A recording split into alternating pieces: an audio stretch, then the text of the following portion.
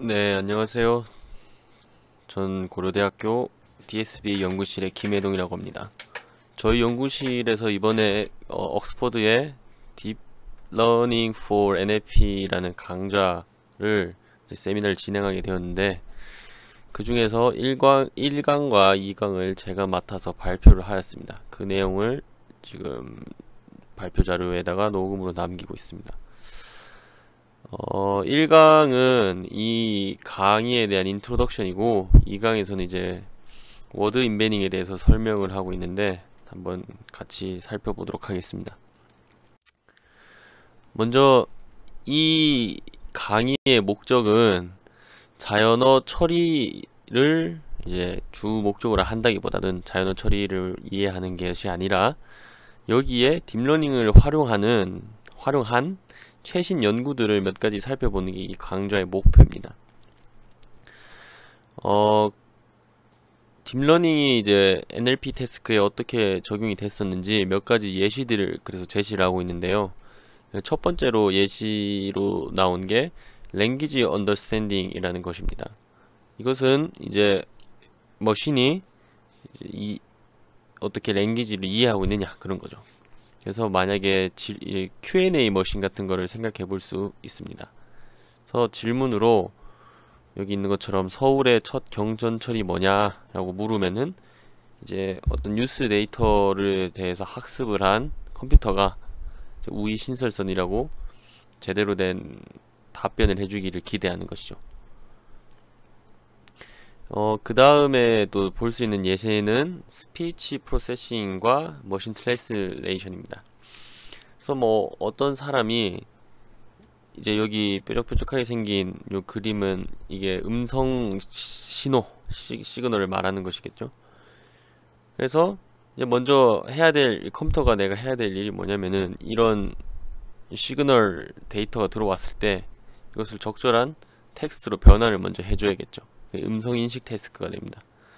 그 다음에 이제 음성인식 태스크를 마치면은 이것을 다른 언어로 바꿔주는 번역도 작업을 수행을 해야겠죠. 그 다음에 이걸 다시 소리로 이제 텍스트에서 소리로 바꿔주는 일련의 과정을 생각해 볼 수 있을 겁니다. 이게 뭐 저희가 많이 상상을 하는 자동 그 번역 기계 같은 걸 있을 수 있겠죠. 막 대화를 실시간으로 번역을 해줄 수 있는. 그 다음에 또 재밌는 연구가 있는데요. 이미지 언더스탠딩이라고 해서 이제 이미지를 보여주고 거기에 대해서 이제 질문을 하는 거죠. 그래서 이 예시에서처럼 저 사진을 보고 이 남자가 들고 있는 것이 뭐냐 라고 이제 또 질문을 컴퓨터에게 하면은 뭐 휴대폰이다 이런 식으로 대답해 줄 수 있는 것을 만드는 거겠죠.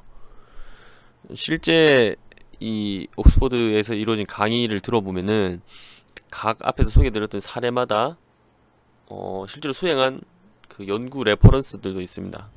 관심 있으시면은 직접 한번 찾아봐도 되겠죠. 그 다음에 또 제안하는 네 번째 사례 같은 경우는 좀 언어학적인 것이죠. 요거 같은 경우는 이 어떤 문장이 주어져 있는데 요 밑에 참조 문제 같은 경우만 살펴보면은 뭐 문장이 주어져 있으면은 이 deep was to 다음에 big이면은 아이고 넘어가 버렸네. big이면은 뭐 볼 small이 만약에 들어갔으면 박스를 의미하겠죠.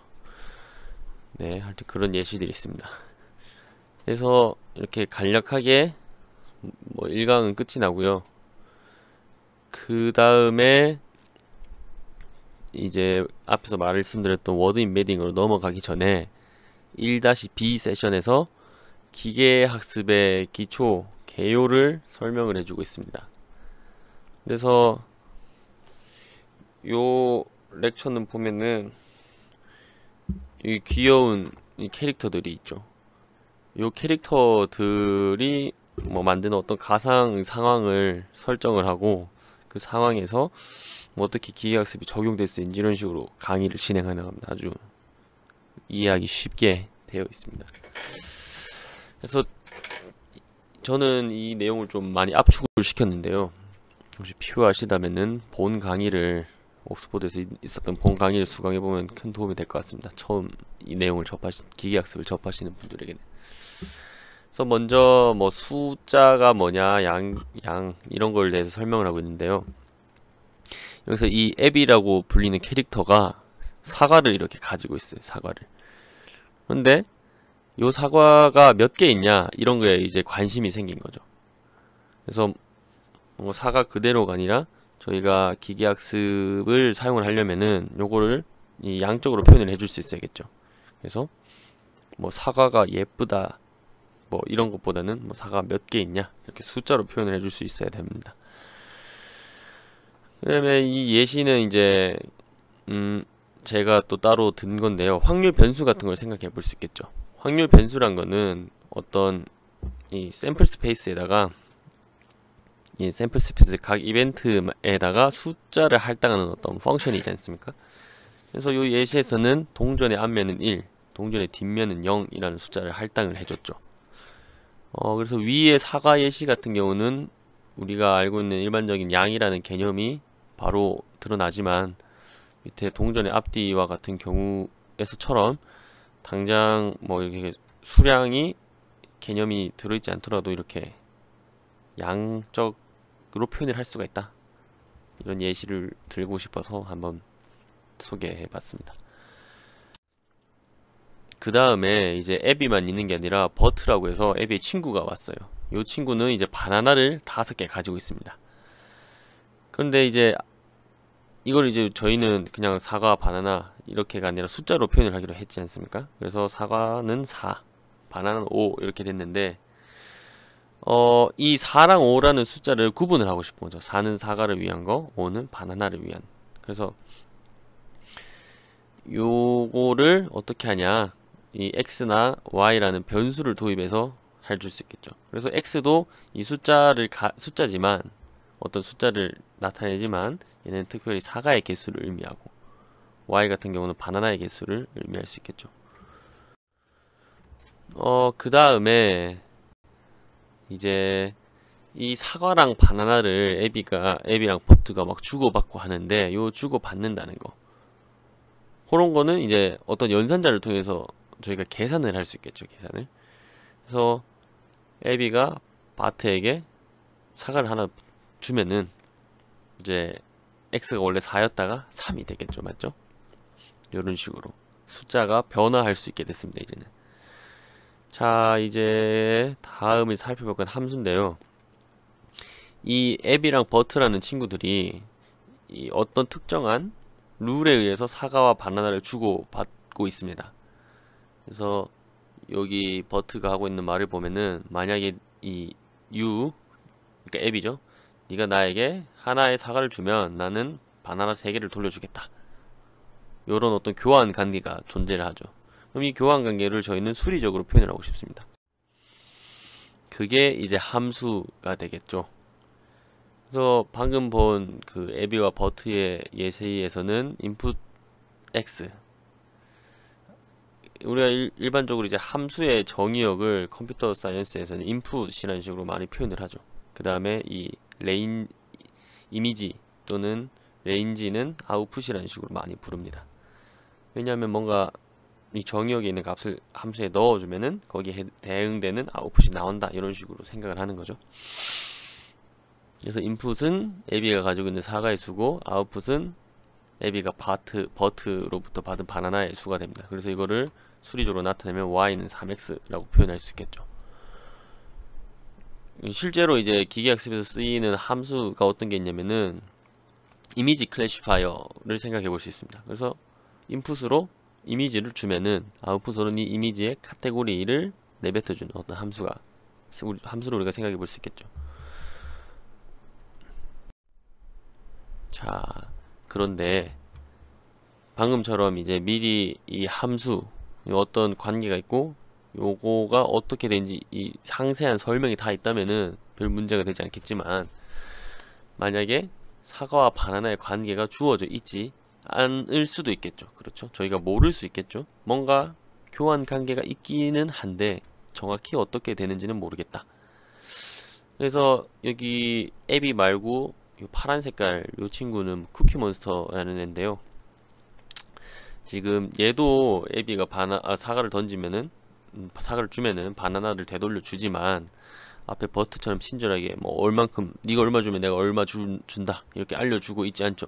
그 다음에 대신 네 스스로 알아내봐라 이렇게 말을 하고 있습니다. 자, 그래서 애비가 이제 내가 이 사과를 몇 개 주면 얘가 바나나를 몇 개 돌려줄까 이걸 알고 싶어진 겁니다. 그렇죠. 그래서 일단은 먼저 완전 생짜로 시작은 하지 않고 뭔가 하나 가정을 하고 들어갑니다. 이제 추측을 하나 더 한 거죠. 그래서 이 쿠키몬스터는 바나나를 선형으로 되돌려준다.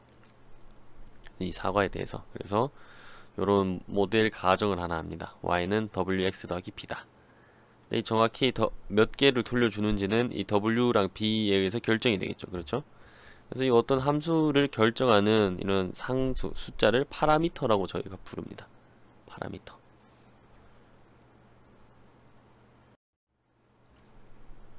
자, 그래서 이제 이 파라미터를 한번 찾으면, 제대로 된 파라미터를 찾으면 애비가 다 알게 된 거죠. 쿠키몬스터가 어떻게 이 바나나를 내돌려 주는지. 그래서 추측을 하나 했는데, 첫 번째는 y는 1x 더하기 b라고 추측을 했고, 두 번째는 y는 2x 더하기 2라고 추측을 했습니다.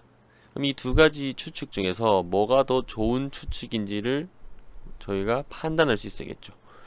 그래서 그것을 판단하게 해주는 기준이 이 코스트 펑션이라는 것입니다. 여기서는 코스트 펑션을 그래서 어떻게 정의를 했냐면은 내가 추측한 것과 추측한 이 바나나의 양과 실제 바나나의 양이 차이가 얼마만큼 나고 그것을 제곱을 한 거, 그걸 다 더한 게 되겠죠. 자, 그래서 이것대로 계산을 해보면은, 그리고 이 차이는 지금 같은 경우는 작으면 작을수록 좋겠죠. 그래서 이 두 번째 추측이 더 좋은 모델을 추측한 것이 됩니다. 그렇죠. 근데 이 코스트 펑션은 여기서 본 것 같이 이게 스퀘어드 로스인데 이거 말고도 다른 종류도 많겠죠. 자, 그래서 저희의 목적은 이제 이렇게 되는 거죠. 내가 관심이 있는 대상들이 있고 그것들이 숫자로 표현이 되겠죠. 사과나 바나나처럼 그 관심이 있는 대상들의 관계를 알고 싶은 겁니다. 근데 그 관계라는 게 이제 함수인데 안타깝게도 이게 어떤 관계인지 정확히 다 모르는 거죠. 그렇죠? 그래서 이거를 내가 이제 몇 가지 사례, 즉 데이터를 보고 추측을 하고 싶다. 그게 목적이 됩니다. 근데 이걸 추측을 하는데 완전 뭐 생자에서 시작할 수는 없으니까 미리 모델이란 걸 가정을 하죠. 내가 이 사과랑 바나나가 어떻게 될지 모르겠지만 대충 요런 관계를 따를 거야 라고 해서 큰 틀은 잡아줄 수 있죠. 방금 앞에서 본 것처럼 선형이다 라는 식으로. 그런데 구체적으로 어떤 선형인지는 정하지 않고 파라미터라는 거를 이용해서 이렇게 대략적으로 잡아놨어요. 그 다음에 이 파라미터를 추측을 해보는 거죠. 그렇죠? 근데 이 여러가지 파라미터들이 후보군이 될 수 있을 텐데 어떤 파라미터가 더 좋은 거냐라는 거는 이제 코스트 펑션이라는 걸 이용해서 알 수 있습니다. 그런데 이제 코스트 펑션이 있다고 쳐도 이 파라미터를 무작정 계속 랜덤으로 추측하기엔 좀 비효율적이 있겠죠. 어떤 게 제일 좋은 것인가 이걸 알고 싶으니까. 그래서 이 파라미터를 찾아주는 애가 있는데 그거를 옵티마이저라고 부릅니다. 옵티마이저 중에서 저희가 제일 흔히들 사용을 하는 사람들이 쓰는 게 이 그레디언트 디센트 메소드가 됩니다. 그래서 이 x to the k라는 거는 내가 지금 현재 가지고 있는 파라미터, 지금은 여기서는 x가 인풋이 아니라 파라미터라고 생각을 해보죠. 파라미터고 xk 플러스 1은 내가 가지고 있는 거에서 조금 변형을 시킨 건데, 즉 업데이트를 한 거겠죠. 근데 어떻게 업데이트를 하냐, 마이너스 알파 곱하기 xk에서의 그레디언트, 코스트 펑션의 그레디언트를 빼주면 되는 겁니다.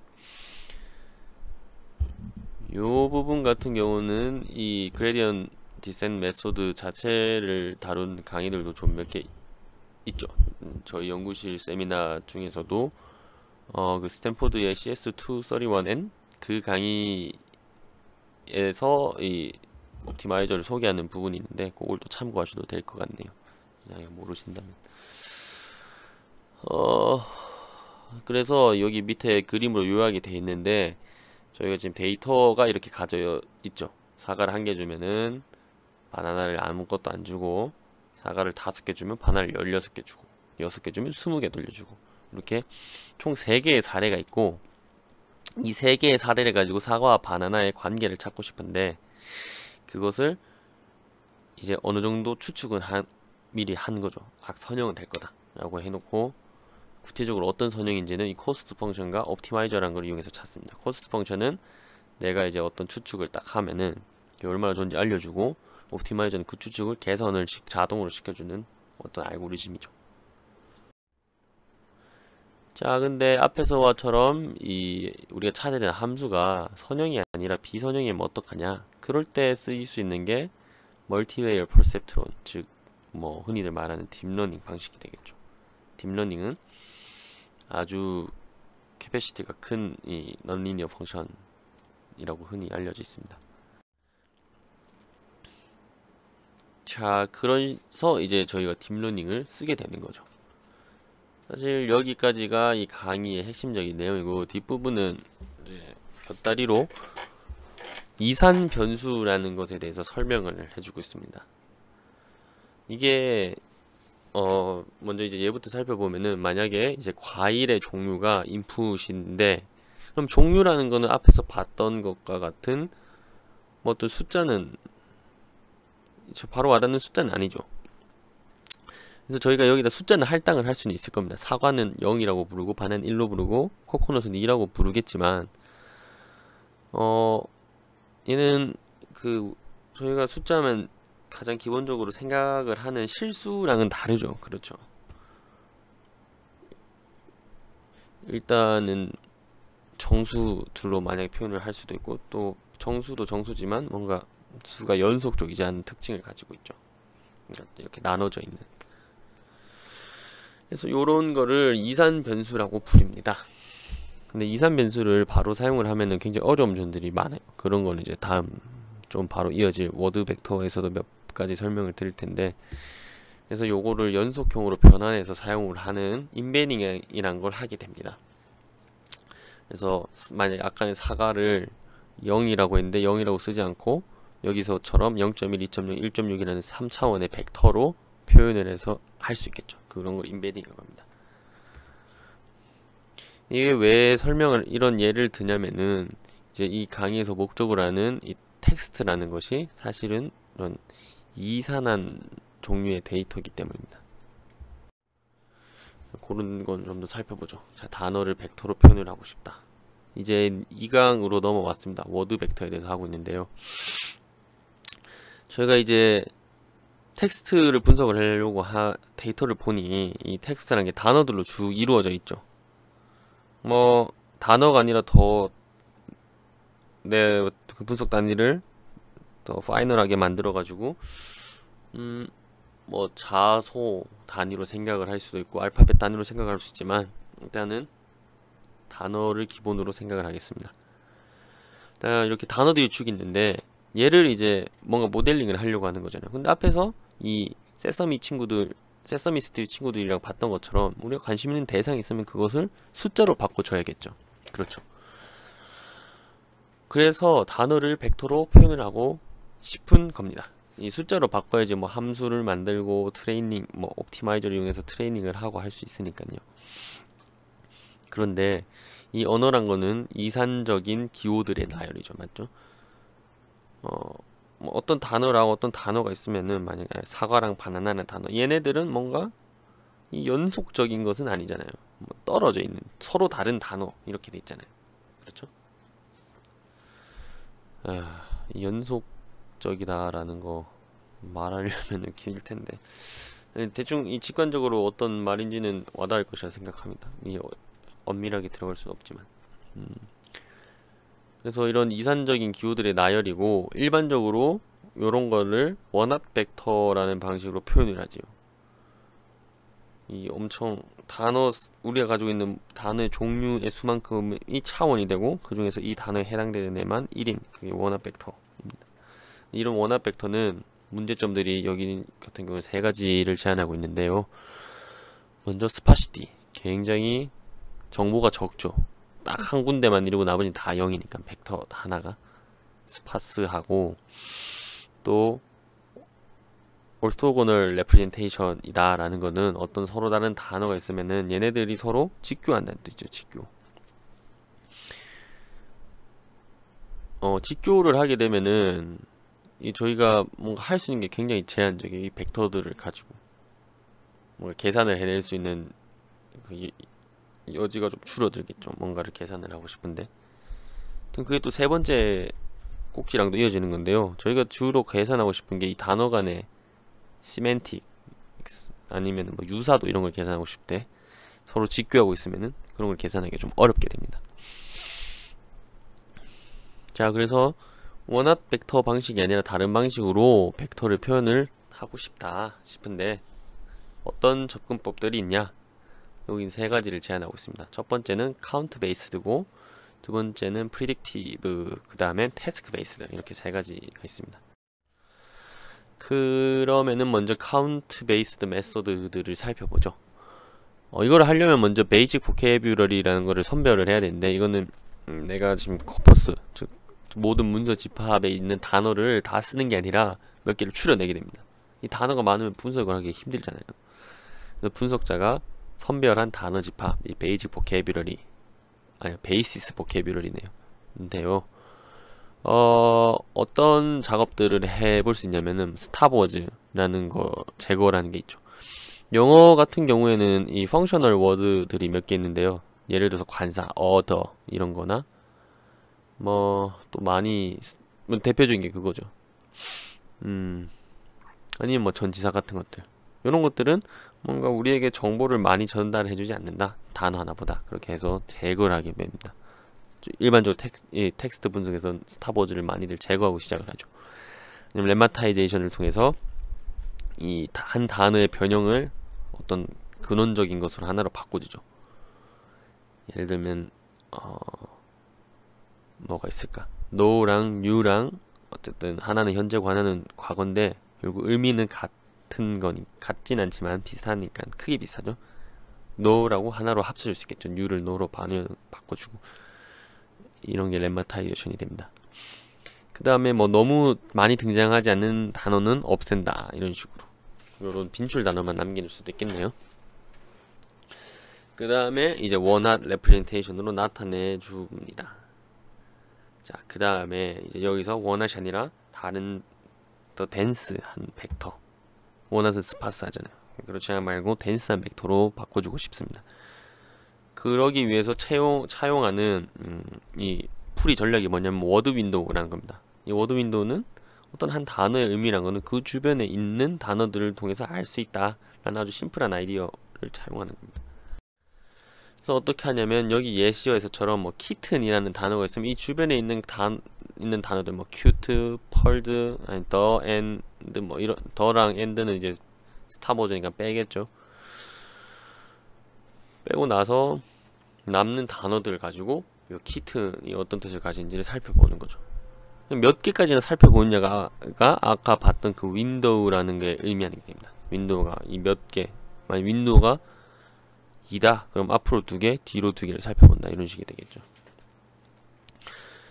그래서 이 키튼이나 캣 이런 단어가 있으면 그 주변에 있는 단어들이 지금 모든 단어들은 원화수로 표현이 되어 있으니까 키튼을 나타내는 거는 주변 단어들, 원화수로 표현된 주변 단어들을 더한 거라는 식으로 저희가 한번 정의를 해볼 수 있겠죠.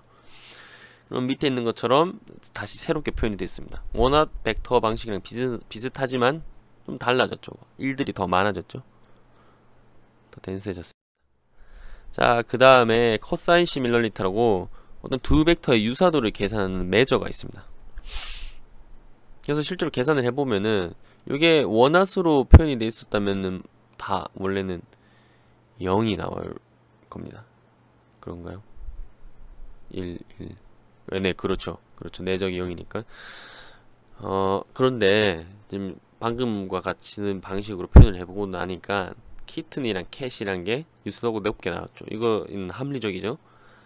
새끼 고양이랑 고양이는 유사하니까. 그 다음에 키튼이랑 독은 유사도가 0으로 나왔습니다. 그리고 캣이랑 독은 뭐 키튼과 캣만큼은 아니지만 그래도 좀 유사도가 있게 나왔죠. 그래서 어느 정도 합리적인 결과를 내뱉는 것을 알 수 있습니다. 자, 그 다음에 이렇게 표현해 놓고 나서 모든 단어가 중요도가 같지는 않다.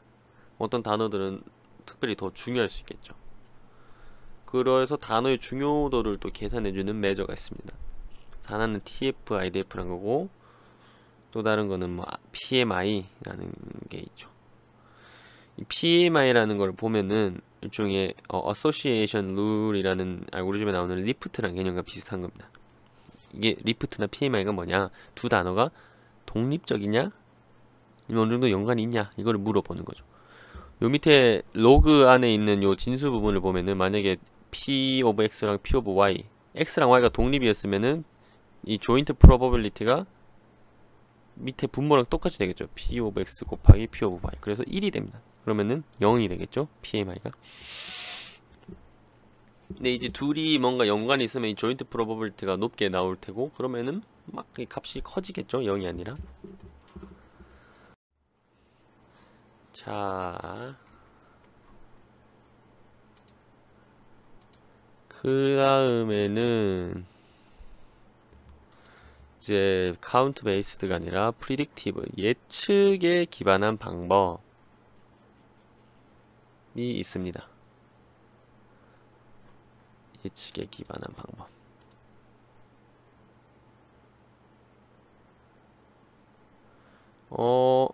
이것 중에서 어떤 거에 있냐면 뉴럴 인베딩 모델이라는 게 있는데요. 요거는 어떤 단어들을 인풋으로 넣어주고 어떤 뉴럴 모델에다가 그 다음에 예측을 합니다. 이 예측 값을 통해서 인풋으로 넣어줬던 워드들의 값들을 업데이트, 개선을 해주는 게 이 프리딕티브 베이스드 모델들의 기본 작동 방식입니다.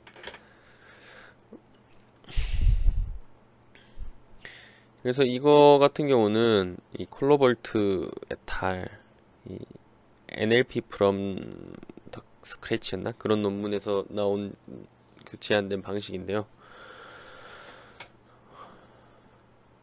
일단 이 지금 그림에서 인풋으로 들어가고 있는 벡터는 원핫으로 표현된 벡터입니다. 그 다음에 이 2라는 이 행렬을 곱해주면은 이 2의 각 로우는 각 단어의 인베딩입니다. 그래서 곱하면은 W1이랑 만약 2를 곱하면은 이 첫 어떤 이 W1에 해당하는 로우만 딱 뽑히게 되는 거죠.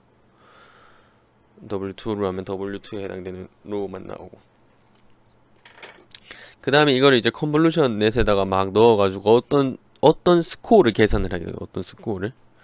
근데 이거를 이제 로스 펑션을 보면 어떻게 트레이닝 시키냐면 이 스코어가 그럼 이 G라는 게 뭐냐면은 이 S라는 문장을 의도적으로 G라는 단어를 넣은 것보다는 왜 이렇게 하냐면은 만약에 이런 G라는 게 없으면은 이 모델이 트레이닝이 되는 거죠. 어떤 문장을 넣더라도 즉 어떤 인풋을 넣더라도 무조건 이 스코어를 높게 반환을 할 수가 있겠죠. 그런 트리비얼한 아주 사소한 모델이 나온 걸 방지하기 위해서 일부러 이런 트릭을 사용하게 됩니다. 그렇죠. 그냥 무조건 높을 수가 없는 게 이제 이 비슷하지만 조금 다른 얘보다 큰 식으로 이렇게 돼야 되니까 막 무조건 높게 나오면은 지금 여기 G of S랑 G of G 둘 다 높게 나오면은 그러면 안 되니까요. 이 G of G는 낮게 하고 S는 높게 이런 식으로 학습을 하게 되겠죠. 근데 이거의 문제는 일단 학습하기가 쉽지가 않고요. 이 스코어라는 게 정확히 뭔지 직관적으로 의미가 사실은 없습니다. 게다가 이 컨볼루션을 사용했기 때문에 너무 지엽적인 정보만을 표현을 할 수 있다. 그래서 이런 문제점들이 없는 모델은 없냐 봤더니 아주 유명한 시버우라는 모델을 있죠. 이 시버우 같은 경우는 아까 같이 윈도우가 있으면 윈도우에 관심이 되는 중간 단어, 그 단어를 예측을 하는데 뭘로 하냐면 그 주변에 있는 단어들로 예측을 하게 됩니다. 그거 말고 이제 워투백에 항상 같이 넣은 스킵그램이라는 녀석도 있고요. 그래서 워투백의 장점은 매우 빠르다는 거랑 또 단어 간의 의미를 잘 나타낸다는 장점을 가지고 있습니다. 야, 그럼 태스크 베이스는 뭐냐? 이거는 이제 뭔가 엄청 새롭진 않고요. 이제 앞에서 봤던 그런 방식으로 워드 인베딩을 한 다음에 이제 우리가 워드 인베딩을 하는 건 어떤 목적에 맞는 그런 모델을 학습시키는데 인풋으로 넣기 위해서죠. 그런데 이제 이거는 그냥 인풋으로만 작용을 할 수도 있지만 우리가 일반적으로는 인풋은 고정된 애죠. 변형하는 게 아니라. 근데 여기서는 이 워드 인베딩이라는 인풋을 변형을 시킵니다. 태스크에 맞게. 그래서 내가 어떤 풀려고 하는 태스크가 있고 그 밑에 이제 인풋으로 이 워드 인베딩들이 붙어 있죠. 그 다음에 이 태스크를 해결하는 모델을 학습을 할 때 이 밑단에 있는 인풋으로 들어가는 워드 인베딩도 같이 학습을 해주는 게 됩니다. 그래서 이 밑에 보우 클래시파이어라는 걸 보면은 이 소프트맥스가 이제 어떤 클래시파이어인데, 그렇죠? 근데 이 안에 이제 인풋으로는 embed e of ti라는 게 들어가는데 얘도 사실 우리가 값을 변형을 시켜줄 수 있죠. 그래서 얘도 사실 우리가 학습할 수 있는 파라미터가 됩니다. 어떤 목적에 맞게 파라미터를 학습을 한다. 그게 태스크 베이스드가 됩니다. 그래서 태스크 베이스드 워드 인베딩의 단점은 단어의 뜻을 깊이 있게 학습 못하고 어떤 목적에 맞는 맥락에서만 학습을 할 수 있겠죠. 그 예시들이 밑에 있는 것들입니다. 어떤 굿이라는 단어가 뭐 어떤 감성 점수만을 나타내는 게 아닐 수도 있겠죠. 뭐 굿스 뭐 이렇게 하면은 물건도 되고 그렇습니다. 요 뒷부분은 뭐 이 강의에서 진행되는 실습 시간이 있는데 그 실습 시간에 뭘 하냐면은 이 강의에서 배우는 주요 핵심적인 모델들을 직접 같이 트레이닝을 시켜봐요. 이 강사들이랑. 그때 쓰는 데이터가 있는데 그 데이터가 재미있어서 뭐 어디 쓸 데가 많을 것 같아서 제가 따로 힘을 실었습니다. 세미나 때. 이 데이터는 뭐냐면은 그 테드라고 강연을 들려주는 그런 게 있죠. 그러면 그 테드 톡에 자막이 달려있는 게 있습니다. 그럼 그 자막들을 모아놓은 게 이 데이터인데 이 데이터가 재밌는 게 뭐냐면은 그 자막만 있는 게 아니라 여러가지 부가적인 것들이 있거든요. 뭐 제목이 뭔지 아니면 토픽 레이블이 뭔지 아니면 이 강의가 어떤 걸 말하는지 간단한 요약 아니면은 또 뭐가 있냐면 뭐 한 영어로 돼서 영어뿐만 아니라 다른 언어로도 번역이 되어 있고 또 뭐 웃음이나 환호하는 구간 같은 게 표시되어 있고 그렇죠. 그래서 이 한 데이터를 가지고 여러 개의 태스크를 해볼 수 있습니다. 그래서 이 강의에서 배우는 여러 가지 목적을 수행하는 딥러닝 모델들을 하나의 데이터로 가지고 다 학습을 해보는 거죠. 뭐 나중에 연구하거나 오픈되어 있는 데이터니까 어디 실험을 하거나 할 때 써먹을 수도 있겠죠. 네, 제가 준비한 발표는 여기까지입니다. 감사합니다.